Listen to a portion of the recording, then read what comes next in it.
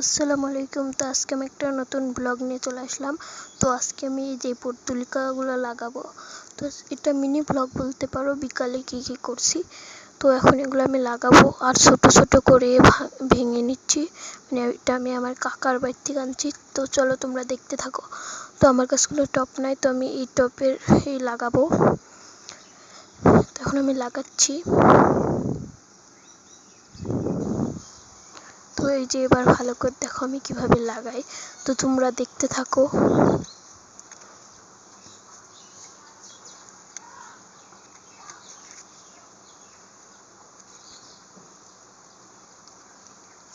আর তোমরা যদি চাও আমি এরকম মিনি ব্লগ শেয়ার করি, মানে তোমাদের মাঝে আরও যদি চাও তোমরা কমেন্টে বলতে পারো, তাহলে আমি প্রত্যেক দিন দেওয়ার চেষ্টা করব।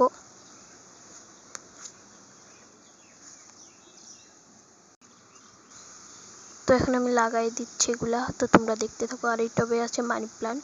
তো এখন আমি দেখাবো আরেকগুলা। তো এইগুলা আমি একটু আগে লাগাইছি, বাট ফোনে চার্জ ছিল না, তাই দেখাতে পারি নাই। তো এখন দেখাবো আমার কী কী পর্তুলিকা আছে। তো এগুলাকে আমাদের দিকে ঘাস ফুল বলে। তো আমি অনেক টবেরগুলোই লাগাই রাখছি। তো টাইম ফুলও আছে অনেক কালার আমার কাছে। তো আমি অনেকগুলো টব গোড়ায় লাগাই রাখছি। তো তোমরা দেখতে থাকো। এই যে প্রচুর আছে।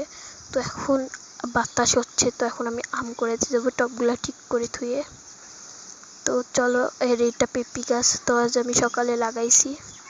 তো এখন আমি এই যে আমার ঠিক গোসলখানাও একটা আছে, এই যে ছাদে থেকে নামতে যে এখানে আমি এটা ভেঙে গেছিলো, তো এখানে আমি এটা রাখছি। ভিডিওটা তো ক্লিয়ার বোঝা যাচ্ছে। তো এখন আমি আম কুড়াইতে আসছি, বাতাস হতেছিল। এই যে আম, এটা অনেক লাল পাকা। তো আমি ভয়েস দিচ্ছি আমটা হাতে নিয়ে, কারণ আমাকে তাড়াতাড়ি ভিডিও শেয়ার করতে হবে আপনাদের মাঝে। তো এখানে আমি খুঁজতেছিলাম খড়ির ভিতর, বাট নাই। তো ওই যে আম গাছ অনেক বিশাল বড়, কিন্তু আম ধরেছে অল্প। তো আমি আবার একটু ভালো করে দেখতেছিলাম, বাট পাই নাই। তো এই যে এখানে হাজারি গোলাপের গাছ আছে।